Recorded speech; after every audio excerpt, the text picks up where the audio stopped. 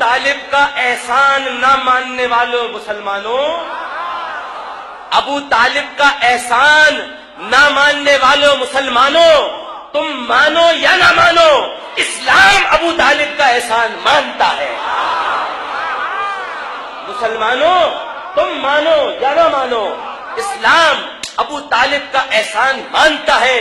تم حدیثیں گھڑتے ہو،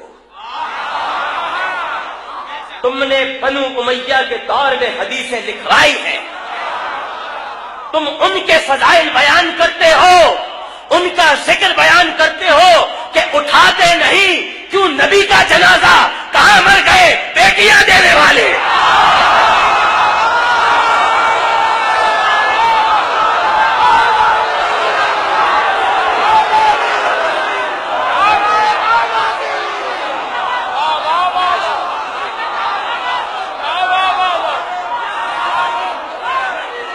اٹھاتے نہیں کیوں نبی کا جنازہ، کہاں مر گئے بیٹیاں دینے والے۔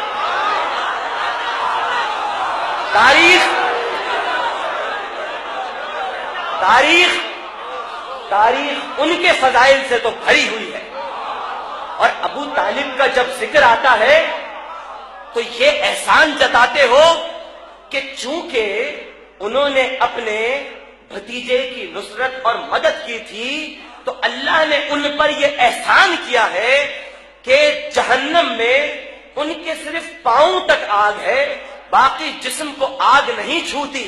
یہ حدیثیں بیان کرتے ہو، ارے قرآن میں خدا کہتا ہے ہل جزاء الاحسان الا الاحسان، احسان کا بدلہ احسان کے سوا کچھ نہیں۔ تو جس نے اللہ کے مصطفیٰ پہ احسان کیا اسے تم نے جہنم میں پہنچا دیا۔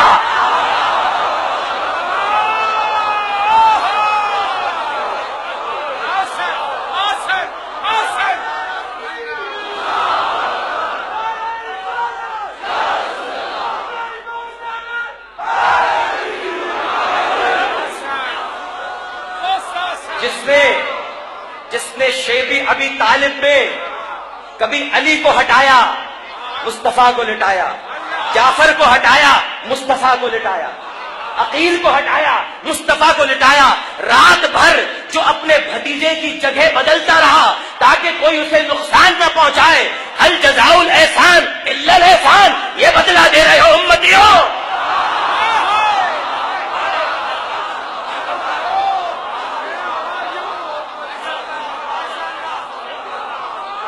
یہ بدلہ دے رہے ہو، کہتے ہو یا علی، کہتے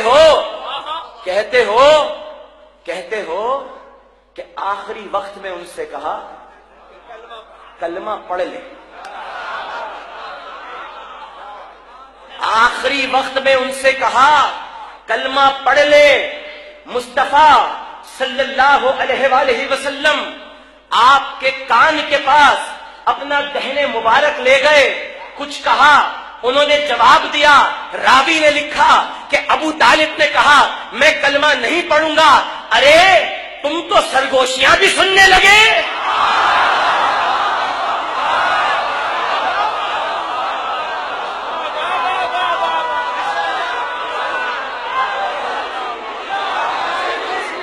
ارے بے ادبو، سرگوشیاں بھی سننے لگے۔ پہلے تو چھپ چھپ کے باتیں سنا کرتے تھے، اب کان لگا کے چچا اور بھتیجے کی گفتگو بھی سننے لگے۔ قرآن میں حکم ہے، یاد رکھو، میرے نبی پر الزام لگانے والوں، جھوٹی حدیثیں گھڑنے والوں، بنی امیہ کے دور میں لکھوانے والوں، میں تمہیں یہ بتا دینا چاہتا ہوں کہ قرآن میں ہے کہ اللہ تعالی آخری وقت میں توبہ قبول نہیں کرتا۔ جب قرآن کا یہ حکم موجود ہے تو کیا صاحب قرآن کے خلاف جا سکتا ہے؟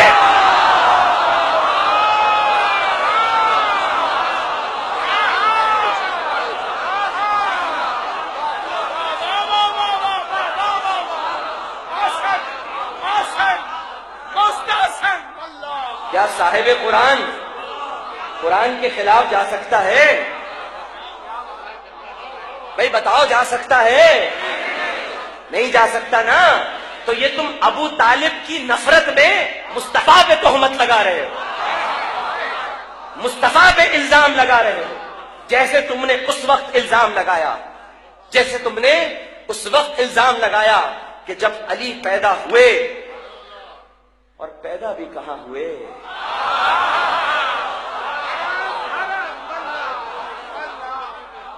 بھائی مجبور ہوں کہ لفظ پیدا کہنا پڑتا ہے۔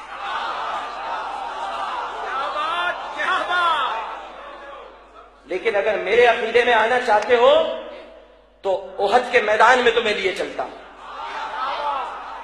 احد کے میدان میں لیے چلتا ہوں جب سب چھوڑ کر بھاگ گئے تھے۔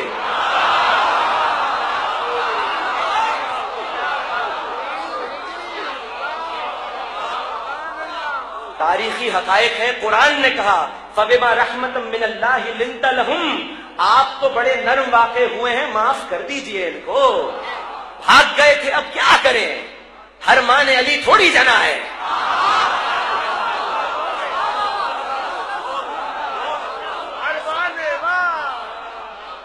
تو اب پیدا والی بات سمجھا دوں، بات کہیں اور نکل جائے گی کہ جب احد کے میدان میں ابو دردہ کی تلوار ٹوٹی تو آپ نبی کریم صلی اللہ علیہ وآلہ وسلم کے پاس تشریف لائے اور کہا کہ یا رسول اللہ ہماری تلوار ٹوٹ گئی، ہم کیسے مشرکین سے جنگ لڑے؟ رسول اللہ نے کھجور کی چھال اٹھائی اور کہا جا لڑ، تلوار بن جائے گی۔ یقین کرنے والوں نے تو اس وقت بھی یقین نہیں کیا تھا کہ کھجور کی چھال تلوار کیسے بنے گی، لیکن یہ دست مصطفیٰ ہے، یہ اگر چھال کو چھو لے اور کہہ دے کہ ہو جا، کیونکہ یہ محبوب ہے، اس کا جو محب ہے وہاں نہ تیرا نہ میرا نہیں ہوتا، محبوب جو میرا وہ تیرا، خدائی میری، حکومت تیری، عبادت میری، سلطنت تیری، فرمان میرا، طاقت تیری۔ اگر تو کھجور کی چھال اٹھائے گا اور کہے گا کہ تلوار ہو جا تو وہ تلوار ہو جائے گی۔ ابو دردہ کی تلوار بن گئی، علی کی تلوار بھی ٹوٹی۔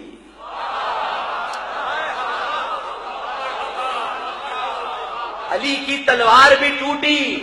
علی منظر دیکھ چکے تھے کہ ابو دردہ کو کھجور کی چھال اٹھا کے دی، وہ تلوار بن گئی۔ بھائی نفس پیدا کو ذہن میں رکھنا، پیدا کو، یہ تلوار کھجور کی چھال تلوار بن گئی، علی کی تلوار ٹوٹی۔ رسول اللہ کے پاس آئے، یا رسول اللہ ہماری تلوار ٹوٹ گئی۔ رسول اللہ خاموش۔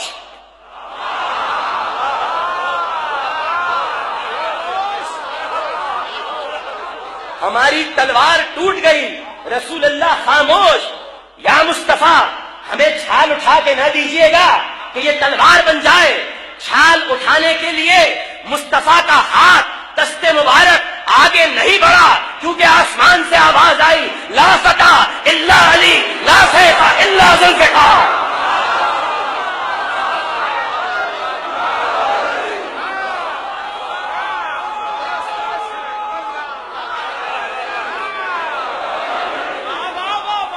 کہ اے محمد، جس نے بھیجا ہے، جس نے بھیجا ہے وہی تلوار بھی بھیجے گا۔ جس نے بھیجا ہے تو کیسے کہہ دوں کہ پیدا ہوئے؟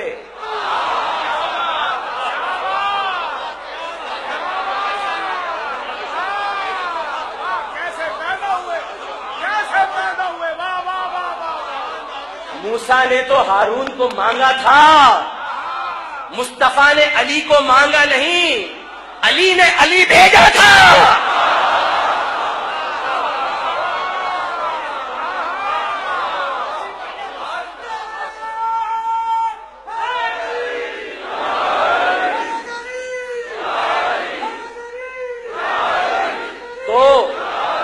تو تم نے اس وقت بھی تاریخ کو جھٹلایا تھا جب اسی کعبۃ اللہ میں مولا علی کو مصطفیٰ نے جب گود میں لیا تو علی کی آنکھیں کھل گئیں، وہ آنکھیں جو اب تک کھلی نہ تھیں دیدار مصطفیٰ کے لیے، کیونکہ یہ آنکھیں جس کے لیے بھیجا ہے اسی کے لیے تو کھلنی ہے۔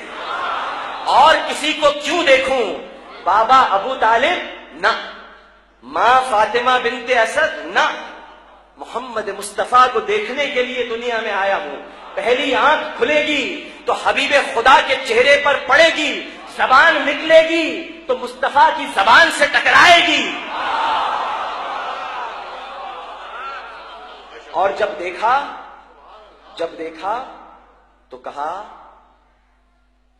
اشہد ان لا الہ الا اللہ وحدہ لا شریک لہ واشہد ان محمدا عبدہ ورسولہ۔ اور جب تاریخ میں یہ روایت آئی تو بنی امیہ کے زر خرید ایجنٹوں نے کہا کہ بچہ تو بول ہی نہیں سکتا۔ اب دلیل سنیے گا، کہا کہ بچہ تو بول ہی نہیں سکتا، اس کے لیے نبی ہونا ضروری ہے۔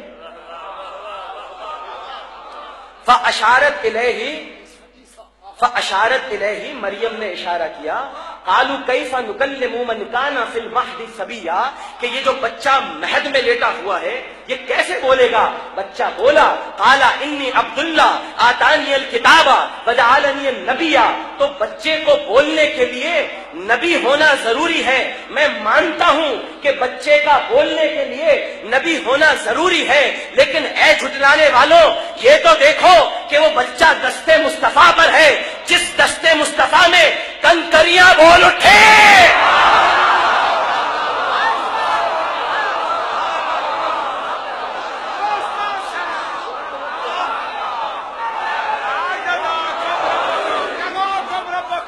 جس دستے مصطفیٰ میں کنکریاں بول اٹھے تو ناطق قرآن کیسے خاموش رہے گا؟ نام علی کا ورد عبادت ہے دوستو، یہ نام روشنی کی علامت ہے دوستو، یہ ذکر آگہی کی شریعت ہے دوستو، سایہ نبی یہ سایہ رحمت ہے دوستو، آتی ہے صدا دم بدم